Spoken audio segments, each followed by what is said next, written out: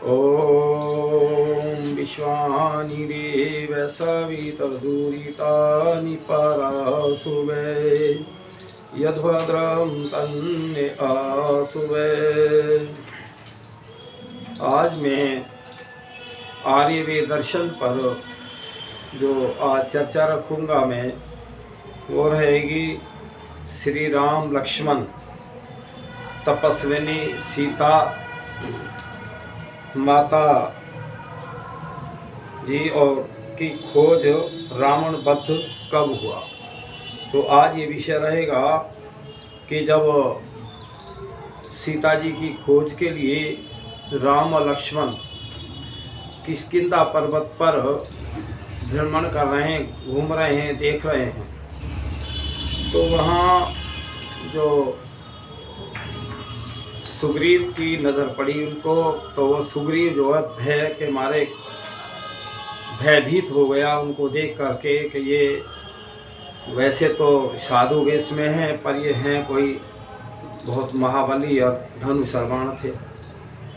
तो इस तरह जब भयभीत बाली हो गया, नहीं सुग्रीव हो गया, तो तब सुग्रीव ने अपने मंत्री हनुमान जी को भेजा और हनुमान जी को भी ये पहले से मालूम नहीं था कौन है, लेकिन हनुमान जी साधारण वेश में गए। साधारण वेश में जाकर के उनसे जो है वार्तालाप की।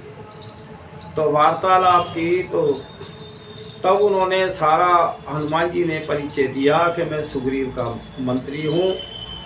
उसके बाद सुग्रीव से जो भेंट कराई थी, तो देखिए यहाँ एक बात आती है कि जब हनुमान जी ने राम लक्ष्मण से बातें की, तो यहाँ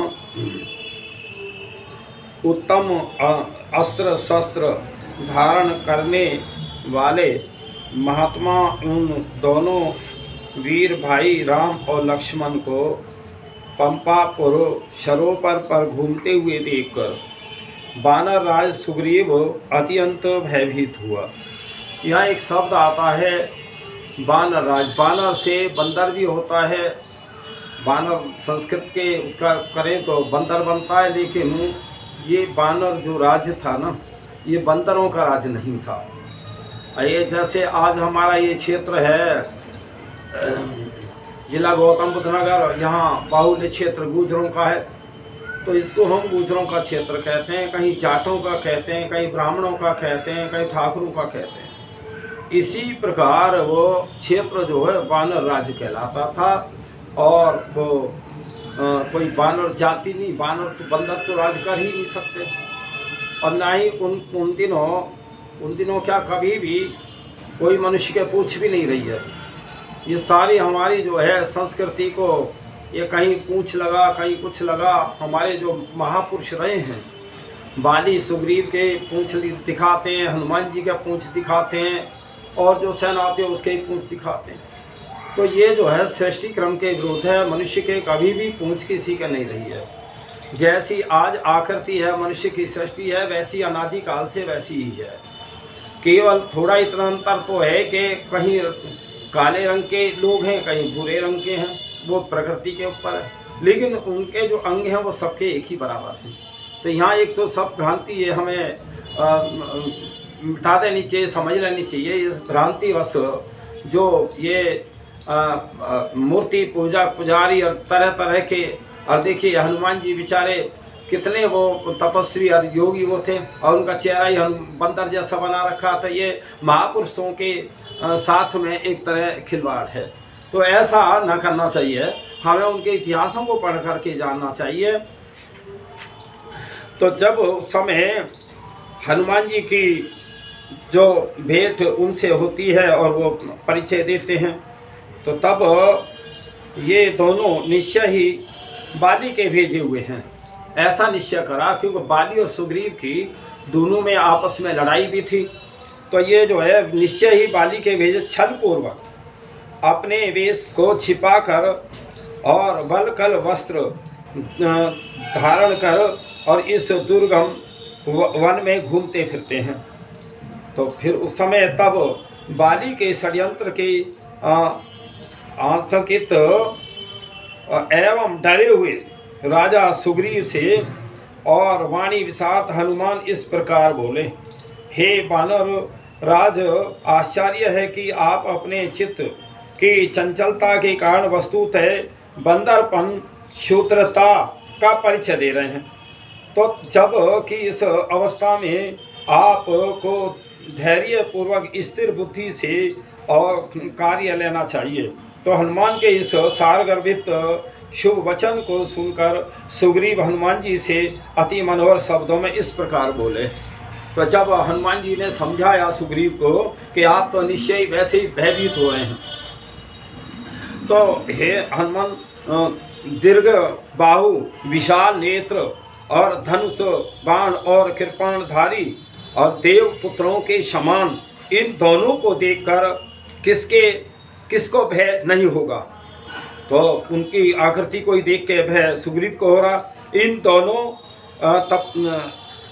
नर श्रेष्ठों को देखकर मुझे तो यही शंका हो रही है कि ये दोनों बाली के भेजे हुए हैं, क्योंकि राजाओं के अनेक प्रकार के मित्र होते हैं। तो अतः इन पर सहसा विश्वास करना उचित नहीं है। अतः हे हनुमान, तुम साधारण वेश में उनके समीप जाकर उनके हाव भाव, चेष्टा, आकृति और भाषण के द्वारा पता लगाओ है कि ये दोनों कौन है।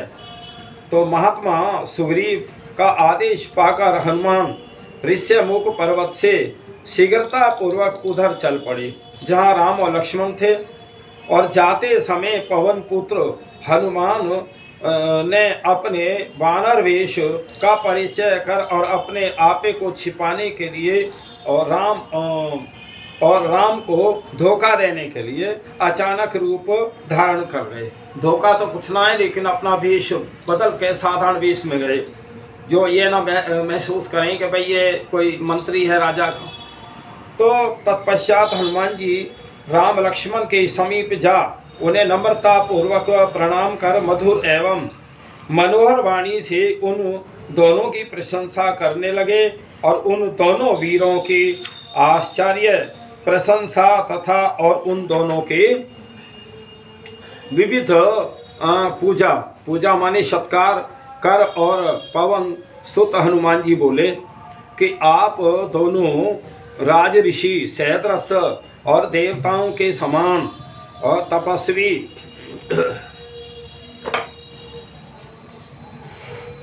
तपस्वी एवं और कठोर व्रतधारी हैं।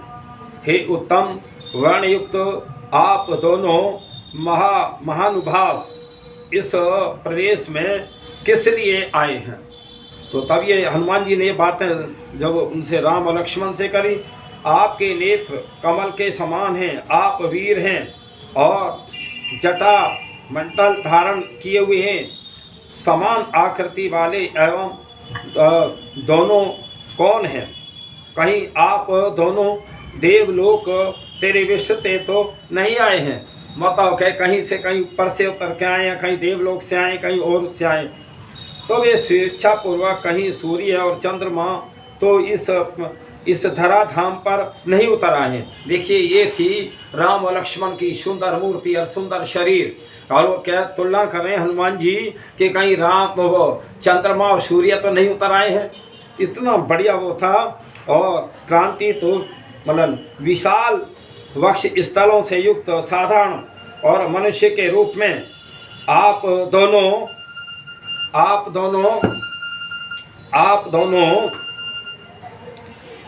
के जो कंधे सिंह के समान हैं, आप महा उत्साही और मदमत वृषभों के तुल्य हैं। वृषभ जो विचार को कहते हैं, और आपकी भुजाएं गदा के समान गोल और हैं। तो ये सारी प्रशंसा जब हनुमान जी कर रहे हैं तो समय तो फिर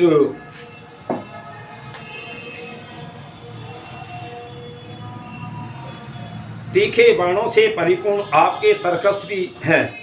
फिर कहा कि दोनों भाइयों की प्रशंसा कर हनुमान अब अपना प्रियोजन कहते हैं। तो हनुमान जी कहने लगे, सुग्रीव नाम का एक धर्मात्मा और वीर वानरों का मुखिया है। जो अपने भाई द्वारा अपमानित करके निकाला जाने पर दुखी होकर संसार में मारा मारा फिर रहा है। उन महात्मा वानरराज सुग्रीव द्वारा भेजा हुआ मैं आपके पास आया हूँ। तो उनके वानरों में मुख्य में हनुमान नामक वानर हूँ। तो हे वे धर्मात्मा सुग्रीव, आप दोनों भाइयों के साथ मैत्री करना चाहते हैं। मुझे आप पवन का पुत्र और सुग्रीव का मंत्री समझिए। तो अपना परिचय दिया हनुमान जी ने। हनुमान के इन वचनों को सुनकर श्री राम अत्यंत प्रसन्न हुए और अपने समीप स्थित लक्ष्मण से, हे लक्ष्मण, ये उन वानर राज के मंत्री हैं और जिनसे मैं स्वयं मिलना चाहता था। तो सो यह मंत्री स्वयं ही मेरे पास आ गए। तो हे लक्ष्मण, तुम वाकई विशारद, शत्रुओं का मानमर्दन करने वाले, स्नेह की मूर्ति सुग्रीव के सचिव हनुमान से मधुर वाणी में वार्तालाप करो। तो हे हनुमान उच्च कोटि के विद्वान हैं।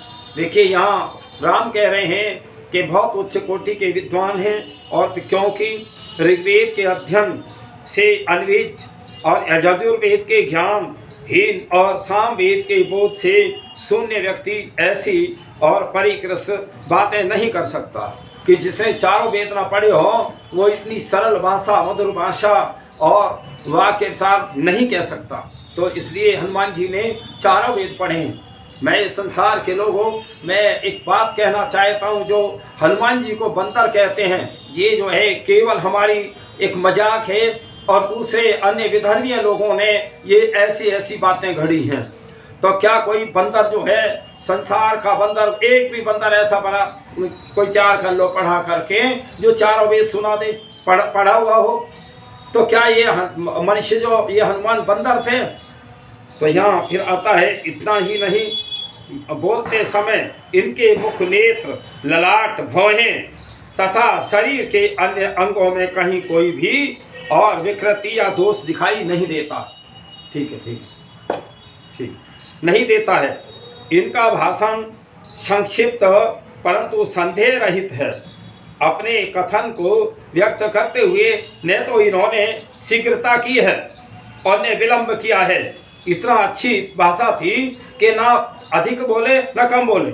इनके हृदय का वाक्य जब कंठ में आकर बाहर निकलता है तब उनका स्वर न बहुत ऊंचा होता है और न बहुत ही नीचा होता है। तो ये है हनुमान जी की विद्वता। क्या बंदरों में ये लक्षण हो सकते हैं? इनकी वाणी व्याकरण से संस्कारित, क्रम संपन्न तथा न बहुत धीमी है और न बहुत तेज है। इनकी वाणी हृदय को हर्षित करने वाली और मधुर है। तो उर, कंठ और मूर्धा, इन तीन स्थानों से व्यक्ति की गई इनकी विचित्र एवं रमणीय वाणी हाथ में तलवार लेकर मारने के लिए उद्यत शत्रु के कठोर हृदय को भी पिघला देती है। अगर कितनी सुंदर वाणी थी हनुमान जी की कि कोई कितना भी शत्रु हो, शस्त्र भी लिए हो, तो उसको भी उनकी वाणी पिघला देती थी, नरम कर देती। तो ये निष्पाप लक्ष्मण, जिस राजा के पास ऐसे दूत न हो, उन्हें अपने कार्यों में सफलता कैसे प्राप्त हो सकती है? तो फिर कहा, श्री राम के ऐसा कहने पर बोलने में और बोलने वालों में श्रेष्ठ और वाग्यसार्थ लक्ष्मण भाषण पटु सुग्रीव के सचिव पवन पुत्र हनुमान से बोले। फिर कहने लगे, हे विद्वान, हम दोनों को महात्मा सुग्रीव के सब गुण विदित हैं। हम दोनों उन्हीं वानरराज सुग्रीव को खोजते फिरते हैं। तो देखिए, हनुमान आप सुग्रीव के आदेश अनुसार जैसे आए, तो जो लोग हनुमान को बंदर कहते हैं वे तनिक इन श्लोकों का अवलोकन करें। क्या बंदर ऋग्वेद आदि वेदों का अध्ययन करते हैं? और क्या जंगलों में कूदने वाले बंदर व्याकरण का अध्ययन करते हैं? हनुमान पूंछ वाले एवं लाल मुख वाले बंदर नहीं थे, जैसा कि उन्हें कुछ मूर्ख लोग समझते हैं वे वानर जाति के थे और वेदांग के विद्वान थे। तो देखिए यहाँ जो है हमारे विद्वान कहते हैं और फिर हमसे कह रहे हैं कि सुग्रीव हम लोगों से मैत्री करना चाहते हैं, तो कथानुसार हम वैसा ही करेंगे, अर्थात हम भी सुग्रीव से मैत्री करना चाहते हैं। तो इस प्रकार जब वार्तालाप हो रही थी तो समय जब किष्किंधा पर्वत पे हनुमान जी नहीं राम और लक्ष्मण घूम रहे थे, तो उससे पहले कोई हनुमान जी को एक पोटली मिली थी, और पोटली जो है मिली तो वो उन्होंने दिखाई। देखिए कितना ऊंचा आर्यव्रत देश का चरित्र था कि जब पोटली हनुमान जी ने राम को दिखाई तो राम ने तो पहचान लिया जो उसमें वो चीज़ें थी, वस्त्र थे जो भी। तो श्री राम कहते हैं लक्ष्मण भैया देखिए जरा ये तुम्हारी भाभी की चीज़ें तो नहीं है क्या? तो उस समय लक्ष्मण कितना प्यारा उत्तर देता है कि लक्ष्मण कहते हैं कि भैया मैंने तो भाभी के पैरों की पूजा की है, पैरों के पायजे बिछुआ तो मैं पहचान सकता हूँ, जो गले की चीज़ें या जो सिर में लगाते हैं क्या क्या लगाते हैं, तो वो मैंने कभी गले सीता माता जी का कभी गला नहीं देखा, तो मैंने कभी उनका चेहरा ही नहीं देखा। ये थी भारतीय संस्कृति, ये थी आर्यों की संस्कृति। और आज जो हम कैसा वो करते हैं, भाभी के साथ क्या संबंध करते हैं, अन्य के क्या करते हैं, तो इसी प्रकार जो हमें अपने महापुरुषों से प्रेरणा लेनी चाहिए। तो जब सारी बातें हो गई, दोनों का परिचय हो गया, तब जो है हनुमान जी ने और सुग्रीव का परिचय करा करके कहा कि इनकी जो पत्नी है, इनकी पत्नी बड़े भाई के अधीनता में है। तो तब जब वो सारा वृत्तांत सुना तो श्री राम ने कहा अच्छा कल तुम जो है युद्ध करना। जब युद्ध करने के लिए तैयार किया तो वो दोनों भाई एक जैसे थे, तो श्री राम पहचानने न पाए। तो तब कहा भाई सुग्रीव कहने लगे तुमने तो मुझे और मेरी देही तुड़वा दी है, तो रोज ही मुझे पीटा। कह रहा मैं पहचाने नहीं पाया। तो अगले दिन जब सुग्रीव ने गले में माला डाल के गए तब जो है पहचान लिया।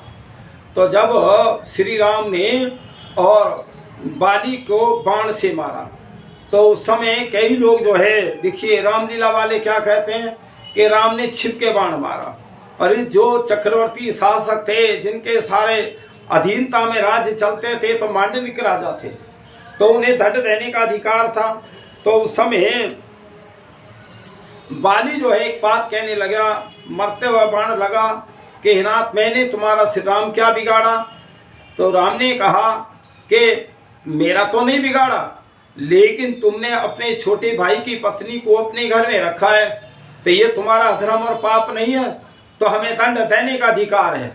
देखिए आज जैसे मान लीजिए सारे विश्व का जो ये भूगोल है एक ही राजा हो, और ऐसे भूगोल के राजा तो आर्य लोग जो महाभारत काल तक रहे हैं, महाभारत काल में भी जो है सारे भूगोल पे राज्य था, क्योंकि जब उसके पांडवों ने दिल्ली में जो अपना वो बनवाया किला, तो उसको जो है उसके उद्घाटन में सारे विश्व के लोग आए थे और सारे भेंटें ले लेकर के आए थे। तब तक हमारा चक्रवर्ती राज था, भारतीयों का आर्यों का राज रहा। जब से आपस में विघन बैर भाव और बढ़ गए तब से जो है एक विघनता हो गई। इसलिए हम एक जो हमारा सारा भूमंडल पे राज होता था उसमें परेशानी हो। मैं फिर समय आएगा, ऐसा कोई बात नहीं है, क्योंकि जब ये सारे लोग एक वो जान जाएंगे कि वैदिक संस्कृति क्या है, वेद क्या है, महर्षि दयानंद का मिशन क्या है, तो फिर भूगोल पे आर्यों का ही राज होगा। कुछ समय लगेगा। अब लोग समझते जा रहे हैं कि वास्तव में कि आर्य कौन थे, आर्यों की जो है वो विचारधाराएं क्या हैं। तो इस तरह वो भाई चक्रवर्ती राज फिर हो जाएगा। तो उस समय उन्हें दंड देने का अधिकार भी था। फिर उसके बाद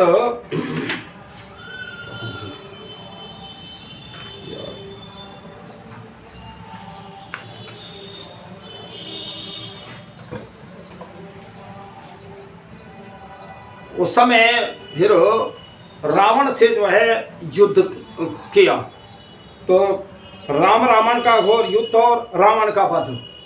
तो उस समय युद्ध के उस वेश मेघ समान रथ को कि अपनी ओर आते देख श्री राम ने द्वितीया के चंद्रमा की भांति झुके हुए अपने धनुष को बड़े जोर से टंकारा और अपने सारथी से कहा कि मेरे रथ को शत्रु के रथ के सामने ले चलो।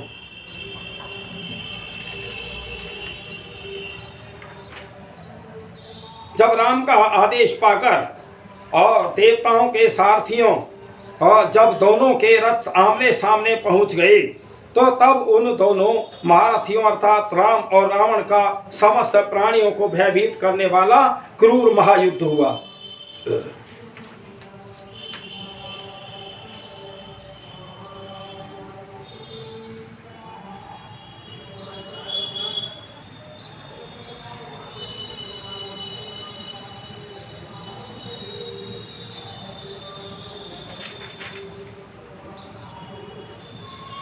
उधर जो है रावण भी अपनी तैयारी कर रहा है युद्ध की, और रावण द्वारा सारथी की भर्त्सना। जब रावण की घबराहट दूर हुई और वह सचेत एवं सावधान हुआ तब मृत्यु से प्रेरित रावण अत्यंत क्रुद्ध हुआ और क्रोध के मारे लाल लाल आंखें, और वह सारथी से बोला। तो उधर भी बहुत तैयारी थी रावण की भी। क्या तूने मुझे वीर्यहीन, असक्त, पुरुषार्थहीन, कायर, निर्बल, निस्तेज समझा है? मेरा अनादर कर और मेरा अभिप्राय जाने बिना तू शत्रु के सामने से मेरा रथ क्यों हटा लाया? तो वो जब राम का बहुत तेज तैयारी देखी तो सारथी ने रथ वहाँ से हटा लिया। अरे फिर रावण कहने लगा, अरे नीच, आज तूने मेरा बहुत दिनों का उपार्जित यश, पराक्रम, तेज और विश्वास, लोगों का विश्वास कि रावण रण में पीठ नहीं दिखाता, सभी कुछ नष्ट कर डाला। तो वहाँ जब उसकी अपनी बुराई सुनी कि भाई मेरा ये तो जो गौरव है वो नष्ट कर दिया, तो तब अरे दुर्मते, मेरे कहने पर भी मोह से न तू इस रथ को शत्रु के सामने नहीं ले जा रहा है, तो इससे मुझे अपना यह अनुमान सत्य दिखाई देता है कि शत्रु ने तुझे घूस दे दी है, कि शत्रु ने तुझे रिश्वत दे दी है श्री राम ने। तो जब ऐसा वो अपने सारथी को कह रहा, तूने आज मेरे साथ जैसा व्यवहार किया है ऐसा व्यवहार कोई हितैषी सुहृदय कदापि नहीं कर सकता। तेरा यह व्यवहार तो शत्रुओं जैसा है। तुझे मेरे साथ ऐसा व्यवहार करना उचित नहीं। तो तब तू मेरा सच्चा हितैषी है। यदि तुझे मेरे द्वारा अपने ऊपर किए गए अनुग्रहों और आदि प्रदान का स्मरण हो तो जब तक शत्रु मेरा पीछा करता हुआ और यहाँ नहीं पहुँचता तो उससे पहले ही मेरे रथ को वहाँ लौटा ले चल। तो जब बुद्धिहीन रावण ने अपने हितैषी सारथी की इस प्रकार डांटा, डपटा और कठोर वचन कहे, तब सारथी ने अत्यंत विनय के साथ ये वचन कहे कि हे राजन, न तो मैं भयभीत हुआ हूँ, न मेरी बुद्धि ही मारी गई है, न मैंने शत्रुओं से घूस खाई है, और न मैं पागल हूँ, न मैं स्नेह रहित हूँ, और न ही मैं आपके उपकारों को भूला हूँ। इस प्रकार सारथी ने बातें कही।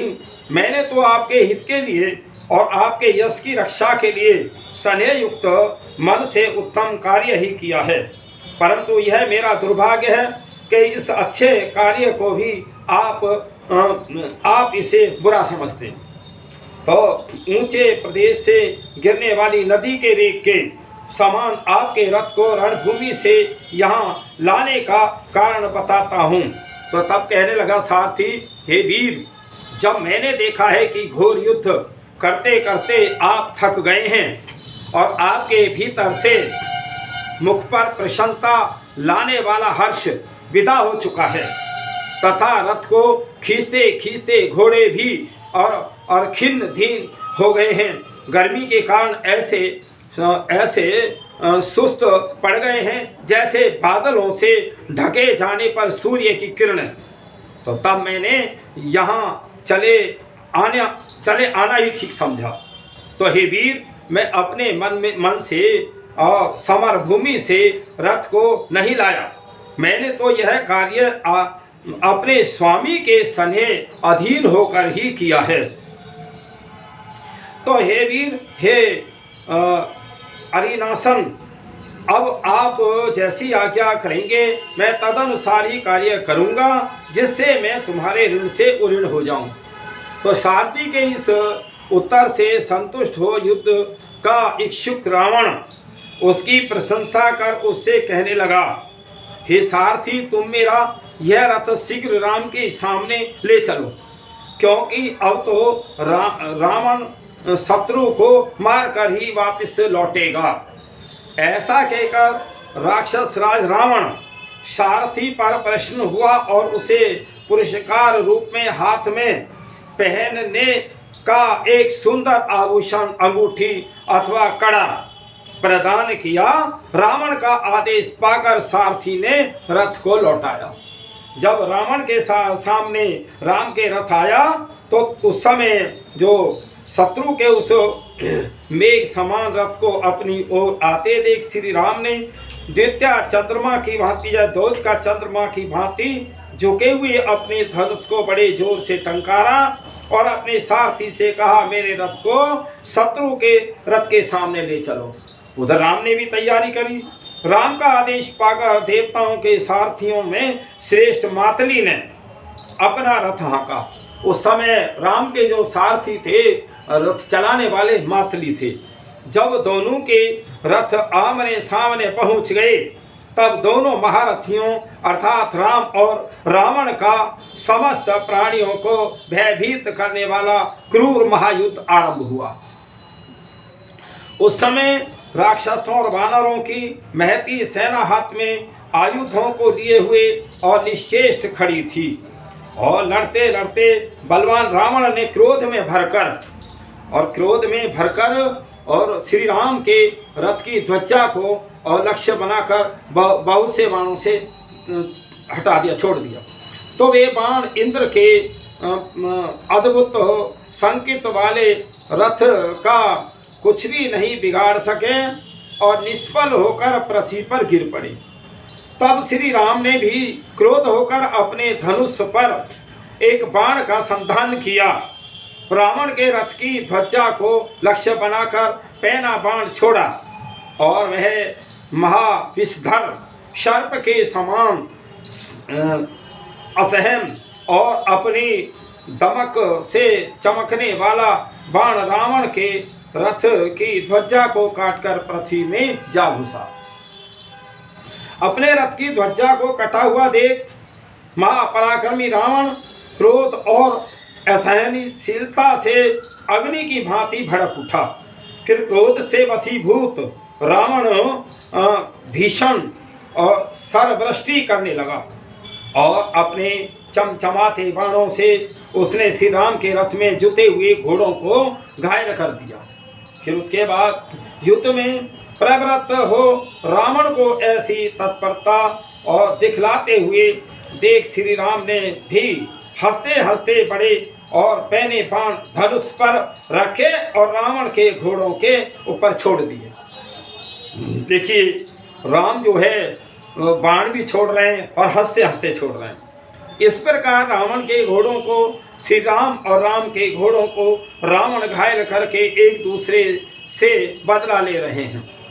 इस प्रकार उन दोनों महायुद्ध योद्धाओं का वह युद्ध बड़ा ही अद्भुत था। एक मुहूर्त भर तो ऐसा युद्ध हुआ कि देखने वालों के रोंगटे खड़े हो गए।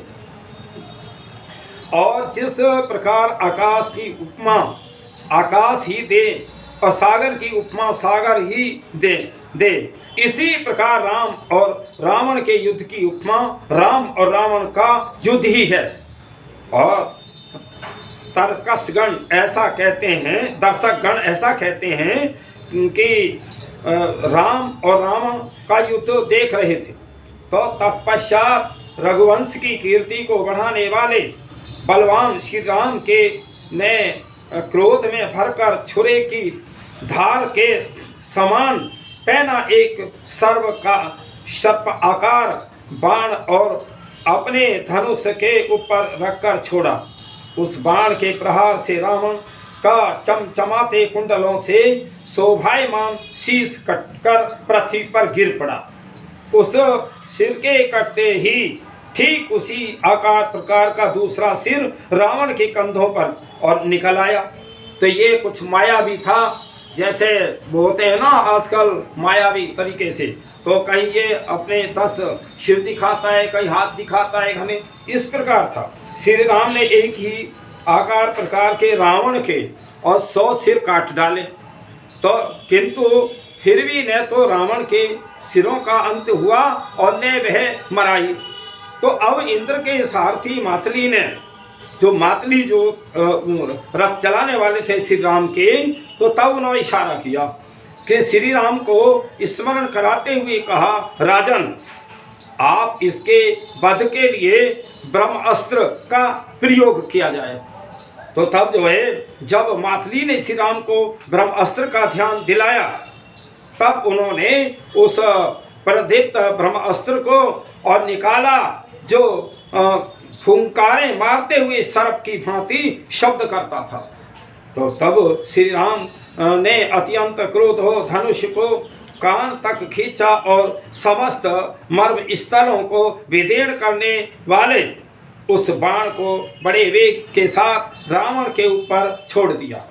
शरीर का नाश करने वाले महावेग के छूटे उस बाण ने दुरात्मा रावण का हृदय विदीर्ण कर डाला। तो ब्रह्मास्त्र के आघात से रावण के प्राण पखेरु के उड़ते ही और बाण सहित धनुष उसके हाथ में से छूटकर नीचे गिर पड़ा। प्राणों के निकलते ही महावेगवान तथा महाप्रतापी राक्षसराज रावण और रथ से भूमि पर ऐसे लुढ़क गया जैसे इंद्र द्वारा वज्र से मारा गया और वृत्र लुढ़क गया था। रावण को भूमि पर पड़ा देख और युद्ध में मरने से बचे राक्षस और रक्षक के मारे जाने से भयभीत हो और इधर उधर भाग गई। तो उधर विजयी वानरों ने अत्यंत हर्षित हो और हर्षनाद किया और राम की जय और रावण के वध के नारे। तो देखिए यहाँ एक बात आती है, अब यहाँ बात आती है कि रावण कब मरा।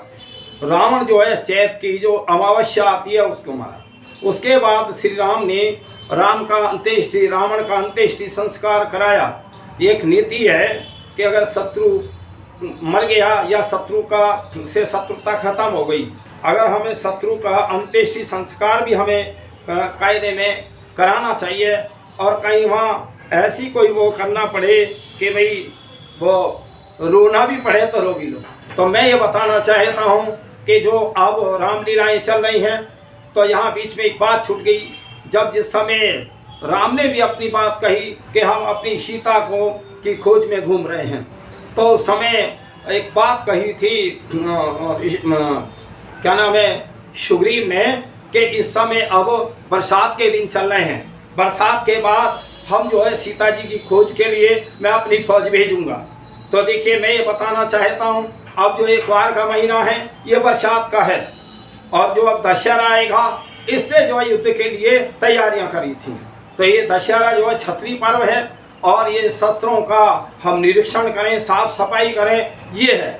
और ना कि जो है अब रामलीला वालों ने ऐसा जो असली इतिहास है उसको बताते नहीं और कि भाई वो रामचंद्र जी जो है उसमें ये दशहरा को और सारा युद्ध समाप्त हो गया।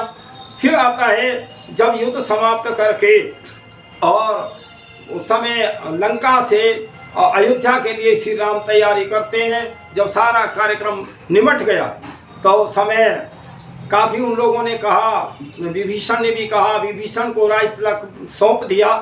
तो कह रहे और ठहरो महाराज, यहाँ और सेवा करें आपकी। तो उस समय राम ने कहा नहीं भैया भरत मेरा इंतजार कर रहे होंगे तो मुझे तो जाना बहुत जरूरी है। तो उस समय जब श्री राम तैयारी करते हैं तो लक्ष्मण के को जो एक मोह आ गया। देखिए इस प्रकृति को देख करके अच्छे अच्छे मोह में पड़ जाते हैं। तो कहने लगे लक्ष्मण भैया ये कितनी सुंदर लंका है, कितना यहाँ का रमणीय स्थान है, हम तो यहीं रहेंगे।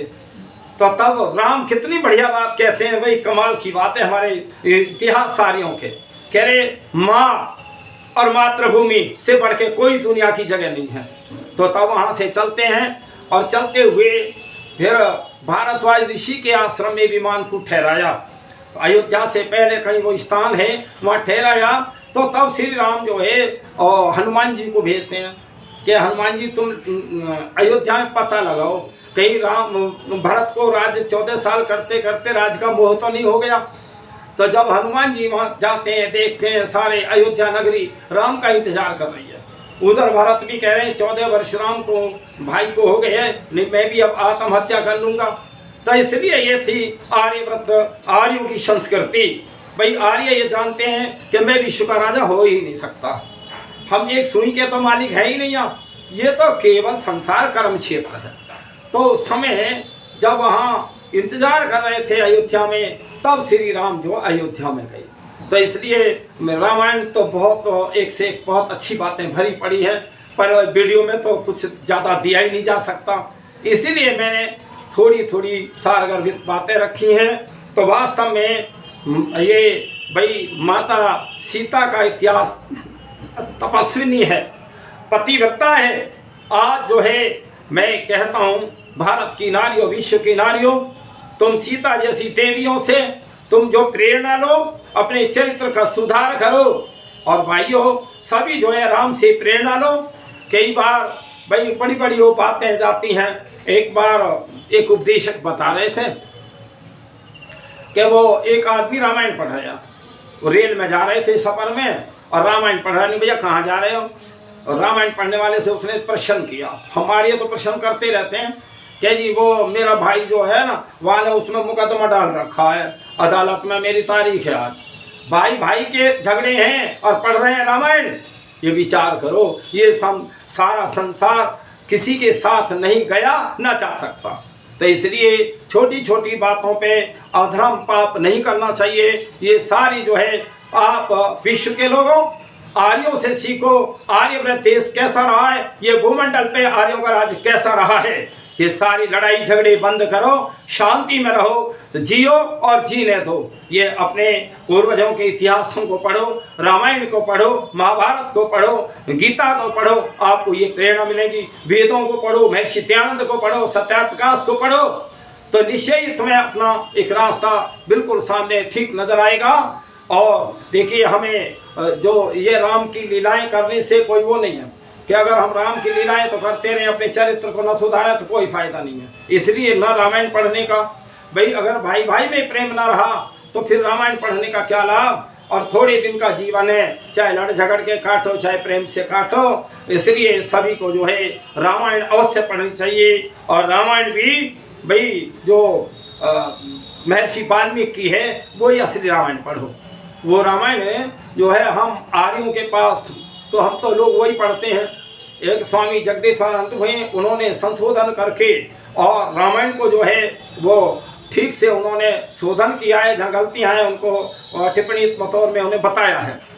तो एक बार तो हॉलैंड की एक भाई महिला थी, मेरे तो वो जानती नहीं थी, एक वन विभाग अधिकारी मेरे पास ले आए, तो मैं तो रामायण पढ़ता था। तो वो फिर जब वो आई तो वो कहने लगी मैं 5-6 देशों में रामायण का प्रचार करती हूँ। मैंने प्रश्न किए 2-4, मगा जी ये तो रामायण आपके पास बढ़िया नहीं है। तो तब मैंने वाल्मीकि रामायण दी। तो इसलिए वाल्मीकि रामायण बहुत अच्छी है। वाल्मीकि रामायण आप आर्यों से ले सकते हैं। और दिल्ली में नई सड़क रामानंद हासानंद की दुकान पर जो है आपको रामायण मिलेगी, आप वहाँ से ले सकते हैं। जहाँ जहाँ वैदिक साहित्य है वहाँ अवश्य ही आपको असली रामायण मिलेगी। और मैं कहूँ ये अगर जो हमारे नकली ग्रंथ छापे हैं और उनकी नकल करके गलत गलत टिप्पणियाँ दी हैं वे सब हट जाएं और असली अगर हम ग्रंथों को दें तो मैं कहता हूँ राम राज्य आ जाएगा। उसमें कौन सी बात है। तो इसलिए शिक्षा की कमी है। राम राज्य लाने वाले जो है भाई, हम ये विद्या है, ज्ञान है, वेद है, इनकी तरफ लौटो, शांति आएगी, अपना आपका जीवन धन्य हो जाएगा, जीवन सफल हो जाएगा। जिसलिए हमें मनुष्य जीवन मिला है मुक्ति प्राप्ति के लिए, वो आपका जो लक्ष्य है वो पूरा हो जाएगा। वैदिक ग्रंथों को पढ़ो, वैदिक संस्कृति को समझो, आर्यों की संस्कृति को समझो, आर्यों को समझो। और ये तो सारा भूमंडल आर्यों का रहा था कभी, ये बीच बीच में विघ्न आते रहते हैं, कोई बात ना है। तो ये सब विघ्न भी हट जाएंगे, एक न एक दिन फिर शांति की तरफ सारा संसार फिर आएगा। वैदिक संस्कृति को ही अपनाएगा, और कोई दुनिया में रास्ता है ही नहीं कि जो आप शांति प्राप्त कर सकें। इसीलिए मैं सभी दुनिया वालों से नम्र निवेदन कर रहा हूँ कि आप रामायण अवश्य पढ़ें, वेदों को अवश्य पढ़ें, संसार के अंदर शांति आए। हम सब एक ही पिता के, एक ही माता के, सब उनकी उसी की संतान है। वही हमारा राजा, वही हमारा पिता, वही सब कुछ देने वाला, उसी की आज्ञा का पालन वेद है, उसे करें। और मेरे ज़्यादा से ज़्यादा वीडियो को सुने, लाइक करें, और ज़्यादा से ज़्यादा लोगों को बताएं, समझाएं, अच्छी बात को का प्रचार करना चाहिए और गलत बात का विरोध करना चाहिए। शांति अपने आप आ जाएगी। ओम शांति।